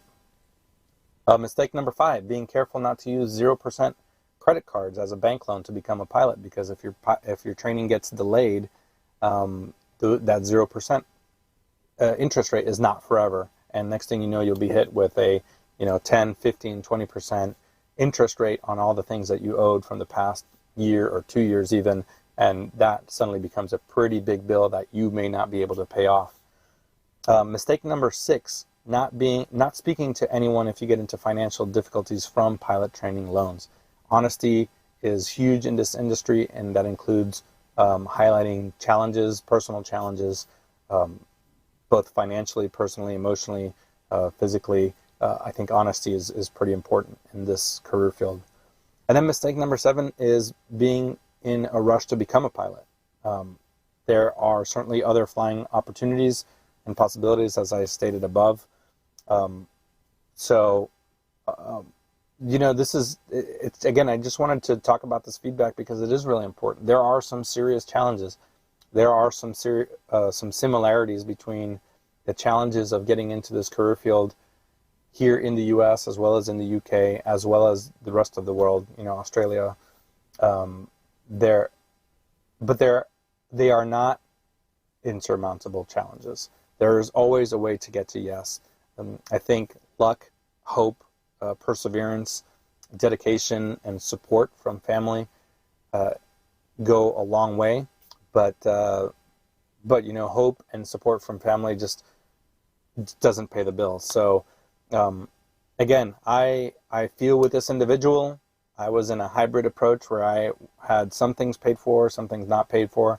I was in the military, but I was enlisted, so I was paid for my PPL and an instrument, all that stuff on my own at the time. But everybody has a totally different path on how they end up here in a professional aviation role, and it's just it's really important to recognize your own personal situation, but also find a mentor to help you through some of this stuff. And hopefully this show and some of the links that we're going to put in the show notes, and maybe get Casey on the show, but there's plenty of websites too, can help link individuals in their specific countries to to get to where they want to be. So I hope this helps a little bit, and I encourage you guys to all write in with your personal experiences, your personal challenges, your success stories, and we'd love to talk about them on the show. Well, guys, first of all, I want to thank Jake for sending in the feedback. I want to thank Nev for passing that on to me. For me, it was eye-opening, because I'm not going to say that it's easy for anyone in any country, right? Getting to the professional pilot career path is difficult wherever you are, and it's expensive wherever you are. But as I was kind of doing some research for this particular feedback, I guess I didn't really understand how difficult it was especially for a career changer later in life. You want to go into this type of thing. So it was eye-opening to me how challenging, and we were chatting there off air, how we have all these stories about how it's rainbows and roses. It's a great time to be a pilot. It is. But it does not make it any easier to be a pilot. No. Just because there's those opportunities there, you still got to get to the front door. So also while we were in there, after I recorded this, which was a couple days ago now, we realized that Casey, the pilot, was actually on the show. He was on episode 353, but we did reach out to him to come back on the show and speak specifically to this topic about how to get through your pilot training in Europe. He's got a book. It's on amazon.co.uk. It's called How to Become a Pilot in Europe, the Complete Training Guide. John's got the links. If you've got an Audible membership, it is actually free. So it's an audiobook as well as a Kindle edition. And it kind of goes into how to pass those ATPL theory exams, how to some cost-saving tips, how to get through your MCC course. I know that's a redundant. Your MC course, your multi-crew course. But yeah, it's just, it's a struggle and a hustle for all of us to get where we are, and everybody's got their own journey.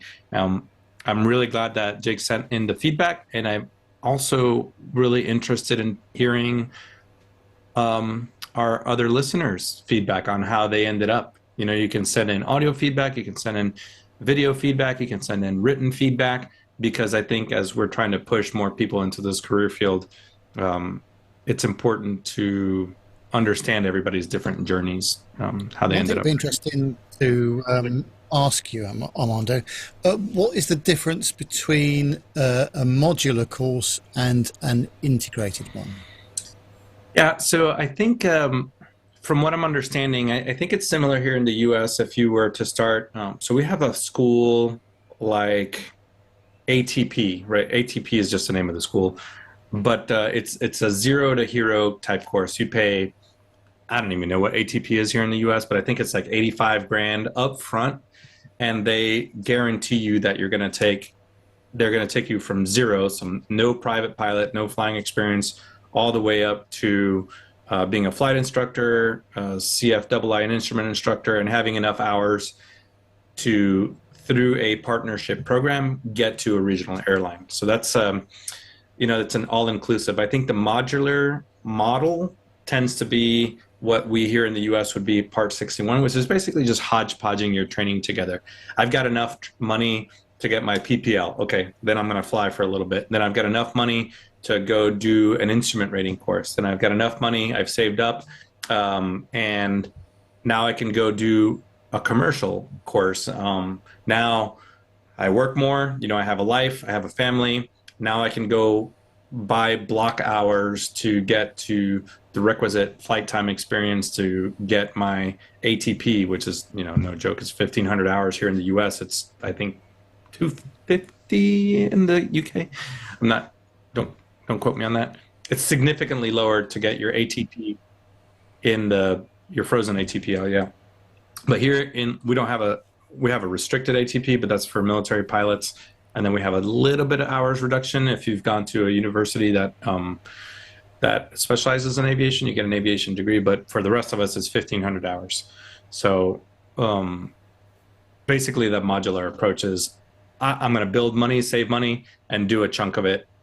So the Casey Kudzi's book, he basically outlines the modular pilot training approach. So, yeah, amazing. They're very difficult. So. Well, and another mortgage, isn't it? Really? Yeah. That's what we're talking about. The cost of doing this. Yeah, absolutely. And how many exams there are, certainly in the UK. Yeah. To do it, amazing. Easily 100,000 pounds. Yeah, the figures that I found were anywhere from 50,000 pounds if you're incredibly lucky, all the way up to almost 120,000 pounds there in the UK to get to your ATPL. Wow. So, yes. Anyway. Yes, indeed. Not just pilots for the feedback, by the way. Anyone who's working in aviation, we'd love to hear your stories as well, even if you're just sort of involved behind the scenes. Me, personally, I would find that far more interesting than all this plane rubbish, finding out what's going on behind the scenes and stuff. Even if you work at Wetherspoons, I want to hear all about it. Please do get in touch. Because actually, I mean, this is the thing, isn't it? I mean, the modern-day airport, what's actually happening out on the airfield is such a small part of the operation these days, isn't it? So if you're involved in aviation in any way at all, we would love to hear from you. We really would. When we had that story earlier about Ryanair, looking for technical jobs, I would love to know. Like, we haven't had any dispatchers on the show. We haven't had people in operations on the show. We've had a lot of pilots. We're still working on getting more cabin crew on the show. So I guess other than Peter as an engineer, we'd love to find all these different branches of aviation. Very much so. Well, speaking of behind the scenes, shall we talk a little bit about Ukraine? Matt, if you're ready, let's hit that military button. What's up, bogeys 13550, Angel 16, heading 340. Okay, now there's a bogey.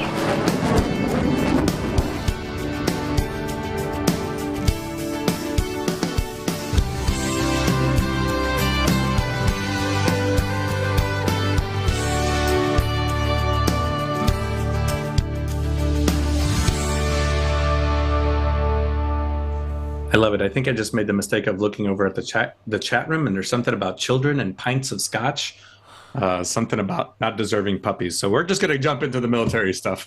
That is just a little teaser. Join us on YouTube Live. You can join the chat room. Sometimes you pay attention to the show, sometimes you don't pay attention to the show. Okay, so this first military story is just a bit of a hodgepodge summary on Ukraine. We haven't talked about Ukraine, at least not on the show. But it looks like the first story is from Reuters.com. It looks like that Ukraine plans to send several dozen combat pilots for training to fly F-16s.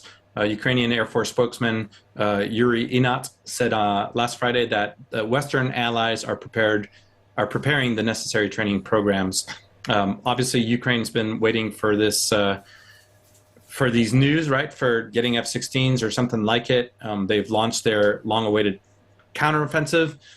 NATO members, Netherlands and Denmark are leading efforts by international coalitions to train pilots and support staff. Obviously, as we were just saying, it's not just pilots. You got to train all the maintenance crews, all the engineers, all the operations staff, with the ultimate goal of getting some F-16s over to Ukraine. Dutch Defense Minister Kajsa Ollongren said to Reuters this week that training Ukrainian pilots to fly F-16s could begin as soon as this summer. She said that the aim would be to have a training program fully operational within 6 months. Denmark, which is where the flight simulators are, is a possible location to host this program. There was another news article from ukrinform.net that the Danish government is indeed ready to transfer F-16 fighter jets to Ukraine, but only if the U.S., which obviously produces these aircraft, approves this step. Acting Danish Defense Minister Troels Lund Poulsen said that Denmark would support the transfer of jets to Ukraine, but this would only happen if the United States approves. A different military story from, different article from military.com. Speaking at the Paris Air Show this week, one of the demo pilots, U.S. Air Force Captain David Spicy Brown, F-16 pilot, said that training generally takes about a year for American military pilots. It's not clear how long it would take to train Ukrainian pilots to fly the aircraft. According to him, he said that actually flying the jet is incredibly easy. It's all the other stuff that goes along with the flying. And that's Brown is an instructor pilot with over 1,000 hours in the aircraft, who's stationed at Spangdahlem Air Base in Germany. He told the Associated Press that you don't have to worry about it going out of control. The main thing is to be able to work the sensors, being able to work the radar, other systems, the flight management systems. And of course, President Biden here in the U.S. announced at the summit, the G7 summit, that the U.S. would allow some shipment of F-16s to Ukraine and help provide training, although still no official plans have been officially released, at least. And then lastly, related to Ukraine from AIN Online Aviation Information Network. Even though Ukraine currently only possesses older fighter jets, older Soviet-era air defense batteries for longer-range intercepts of Russian aircraft, the Russian Aerospace Forces, or the VKS, has lost some of its most advanced aircraft. Most estimates indicate that by this past April, Russia had seen 70 fixed-wing combat aircraft down, including 11 Su-30s, 18 or more Su-34s, and an unknown number, but the greatest losses have been with the Su-25 aircraft. The Su-34 is the most expensive aircraft of all the different Sukhoi models in service with the Russian Air Force. It's also the aircraft with the lowest production rate. In the year before the Ukraine invasion, Russia had only produced 12 of these per year. It was meant to replace the swing-wing Su-24. The Su-34 was a high priority item in the future infrastructure of the Russian forces, but according to some assessments, only 70 of them remain in service, and of the Su-24s, with the losses of the Su-34, the Russian Air Forces are probably going to keep the 24 for a little bit longer. And of course, the production of aircraft replacement aircraft has slowed, as many other Russian weapon systems have, due to sanctions imposed by all the countries in the world by now, banning the importation of electronic components and any manufacturing materials that are not internal to Russia right now. So all these production lines has pretty much slowed or stopped, and there's no replacements, and Ukraine potentially getting F-16s could be that kind of turn in the fight that Ukraine is looking for, and the rest of the world is looking for. So again, we kind of keep waiting. We'll see what happens with the F-16s, but it sounds like everything is nearing that transition of aircraft. Just an interesting question, if you don't mind, Armando. I mean, is 6 months a realistic goal for setting up a complete training program for a military aircraft? I mean, is there a precedent for this sort of wartime upskilling in modern times? Sure. I mean, look at any modern conflict, World War II, Korea, Vietnam. There's conflicts over there in Europe that, let me tell you, the will of a nation and the drive of a military member makes them able to do amazing things. And I think so. Remember, these aren't new pilots. They're already trained combat pilots. Right. So all they're doing is really transition training into the F-16. It's a type rating, basically, essentially, I guess, for one of them. Yeah, essentially, right. And that's what that Captain Brown was talking about. The airplane itself, is it difficult to fly? No, it's just managing all the information that's coming at you. So yeah, it's not like they're taking a brand new pilot, like we did in World War II, where you go into a Stearman, next thing you know, you're in a T6, and the next thing you know, you're in a P-51 in a matter of 4 months' time. Ukraine is sending some of their best pilots, their best combat pilots, to training in the F-16, and I have no doubt that 6 months is more than adequate for them to adequately fly the airplane and make a significant difference. Indeed. Okay, another question in the chat room from Mark Priestley. Armando, why are we telegramming our intention? This only gives them the advantage. Surely silence is key to surprise. Be in no doubt.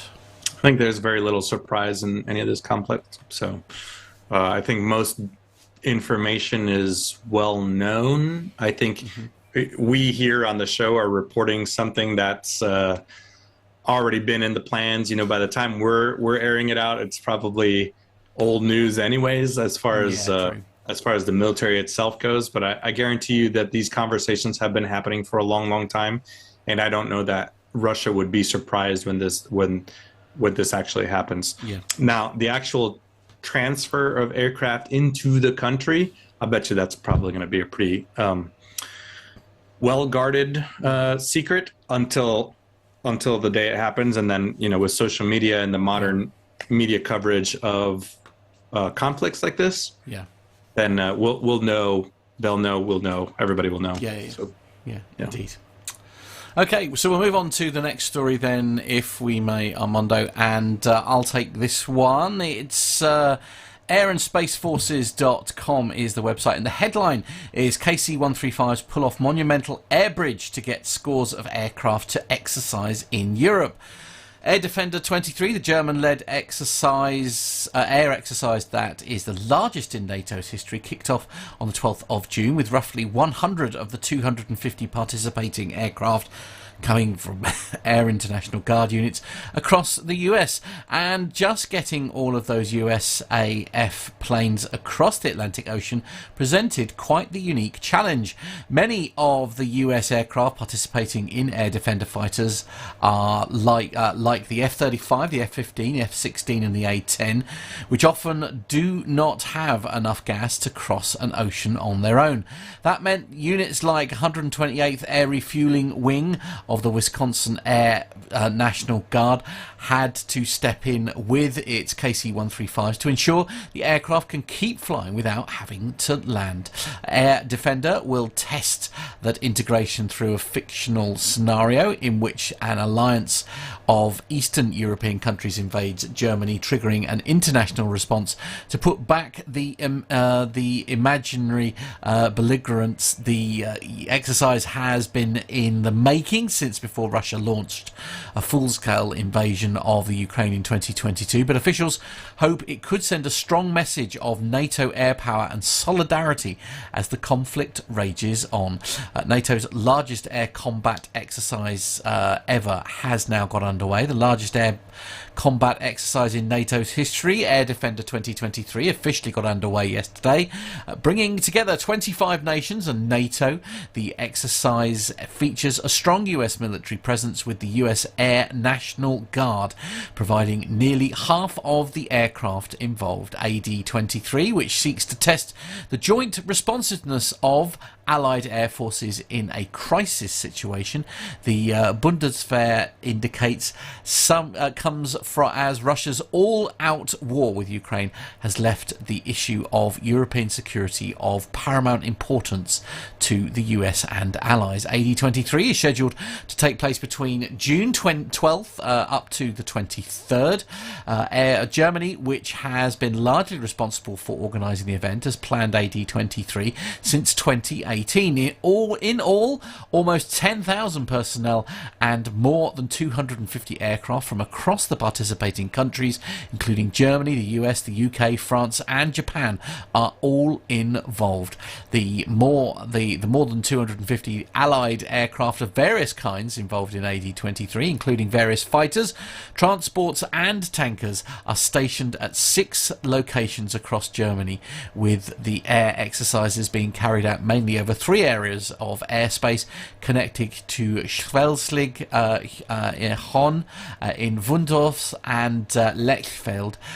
Daily missions with round trips to forward operating locations will take place in Eastern Europe as well, according to Bundeswehr.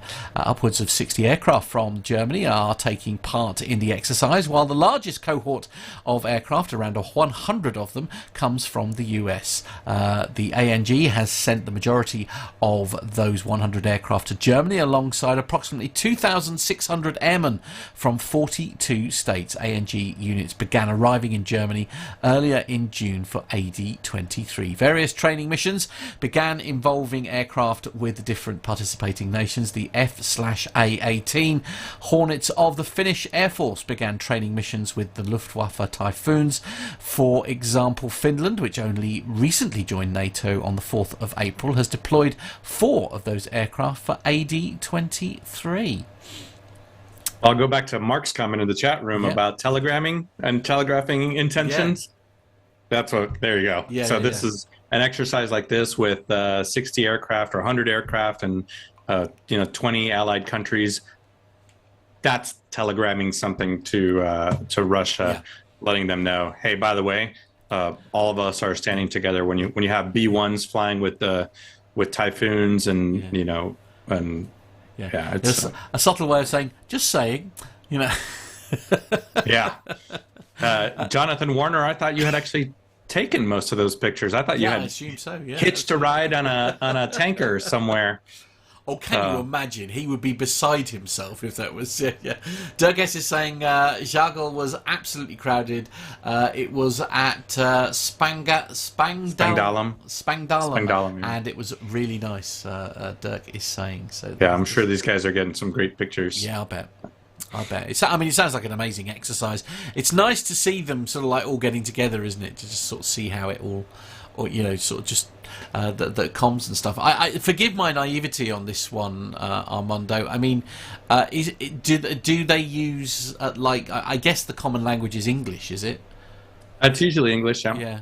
Yeah. But that's part of it, right? That's part of the purpose of an exercise like this is establishing and practicing common terminology. Yep. And that is kind of sent in international joint doctrine where everybody gets trained up on how to call out their calls, you know, whether you're in air superiority role or you're in an air to ground attack role or you're supporting ground troops, because you might have a German pilot supporting Dutch ground troops, an American intelligence asset supporting Finnish helicopters, and everybody has to be not just on the same frequencies, right? You have to have interoperable equipment, but you have to have that ability to overcome the language barrier, and generally it is English. Indeed, and it's good to sort of test these things, isn't it? Really. Yeah. Jonathan Warner says 36 A-10s across the pond. Man, that's a beautiful thing for such an ugly airplane. Such a beautiful thing. Right. Okay. Why do you say it's ugly? Just out of interest, why is it ugly? I think most people think it's ugly. I think it's a pretty airplane. Okay. The A-10? I don't know. My main concern about the last story was that we didn't offend Dirk with some of the German pronunciation. Oh, sorry. Did I do a really bad job? I'm so sorry. Well, he will tell you whether you did or not. Okay, fair enough. Oh, dear. These are the A-10s, by the way. John's just popped up on the screen there. I don't know. I mean, they're an unusual... it's got a certain phallic quality, I'm not going to lie. Well, especially from this angle. Well, quite, absolutely. It's not the best view, indeed. But there we go. Never mind. All right, we probably should move on. I think it's time to start wrapping up. I can't believe it. Well, No, you've got... competition time. Yes. Yes, sorry. You know, we live for the competition. We do. My apologies. I'm getting ahead My of myself. Saturday morning is not... That's why we save it till the end. Going to the post office. Yeah, never has its purpose. So last week's question was, I couldn't believe the answer to this until I looked it up. How many marks of the Spitfire aircraft were produced? I thought it was about 9, because I heard people talk about the Mark 9 Spitfire. I can't have any more than that, surely. The answer is 24. What? Incredible. Absolutely unbelievable. Over 20,000 aircraft were produced as well. Amazing. I do have the winning answers in this bag. Very popular this week it was as well, the competition. Sure, some people are Googling it, but it doesn't matter, because as long as we've got the right answers, which are all in here, I shall pick one out at random.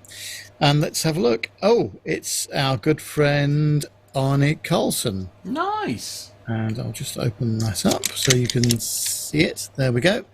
So, Arnie, I will send you an email shortly, and I will send you your prize, which is this book here, From Spitfires to Vampires and Beyond, all about Owen Hardy, a Kiwi pilot. And, of course, we've got another question for this week as well. We're going through these books like the clappers at the moment, thanks to our chums at Grub Street Publishing. This next one is a very interesting one, From Mons to Mali, 50 extraordinary and little-known vignettes of British and Commonwealth airmen in action since 1914. Nice. And this week's question, I'm sure you can guess the answer to this, but of course, you know, I'm trying to make it a little bit easier. This week's question is, in 1927, Charles Lindbergh was the first person to fly his aircraft, the Spirit of St. Louis, but across which ocean did he fly it? In 1927, Charles Lindbergh was the first person to fly his aircraft, the Spirit of St. Louis, but across which ocean? Answers to podcast@planetalkinguk.com. Don't put it in the chat room because it won't count. And I will draw out the winning answers on next week's show. So good luck for that. Indeed. Thank you, Nev. And while we're doing social medias, let's just run through a few of them. As I say, we pop that up there. Of course, the email address is podcast@planetalkinguk.com. You can send in your answer to the quiz that Nev has just given you the question for. You can also get in touch and sort of give us some of your feedback, any comments you have about the show as well, good or bad. We like to hear what you think of the show, because it is done for you at the end of the day. We do have a WhatsApp number as well. It's +44 757 22 49166. That's +44 757 22 49166. And that now goes straight through to Carlos. It's your direct line to Carlos to pass on any pictures or comments that you may have. You can follow us on our social media services. It is searching all the usual platforms, Instagram, Twitter and Facebook. You'll find us under the tag Plane Talking UK, all as one word. That is planetalkinguk.com. And don't forget, of course, our website. You can go on there and you can buy t-shirts and mugs on there, as well as finding out a little bit more about the people who are involved in the podcast itself. That website is www.planetalkinguk.com. That's www.planetalkinguk.com. Excellent. Very good indeed. So shall we wrap up? What's the plans for next week, Armando? What you got planned? I've actually only got one flight scheduled for Monday of next week. It's kind of a long day down to Atlanta and Alabama. But so far, that's pretty much it. So hopefully weather clears up and I can fly the Cub. Oh yes, nice. Yes, of course. Yeah. Yes, I assume the Cub is all good now after the excitement. One of those pictures that I sent you guys on our group chat was right near the airfield. That one of those funnel clouds that almost touched down was actually right near the airfield. So the following day I did go out and check on the airplane. Everything was just fine. As you saw, actually, when I recorded our commercial story about Jim Tweto, that was one of those days where it was just raining cats and dogs out there at Bradford Airfield. Yeah, absolutely, indeed. What about you, Nev? What are you up to? Well, no flying next week, I'm pleased to say, so nothing can go wrong. That's the main thing. Just a quick trip down to Brighton, to our office down there for work. Bits and pieces, not busy, but not actually going too far next week. So look forward to seeing you back on the show on Friday. All being well. Indeed. Right, we'd better wrap up, otherwise we're going to overrun. We don't want to do that now, do we? Thank you very much to everyone who has joined us. Get in touch with the show. We'll be back same time next week, 7 p.m. on Friday. The audio version of the show is released on Sunday usually, so catch it from all your favourite podcast platforms. You can download the show to listen to in the car or wherever, but that is pretty much it. Armando, thank you for being here this week. Nev, thank you as always. My thanks to both John and Nick, who work tirelessly and really hard behind the scenes putting everything together. Take care, everyone. We'll see you all next week. Bye-bye. Bye.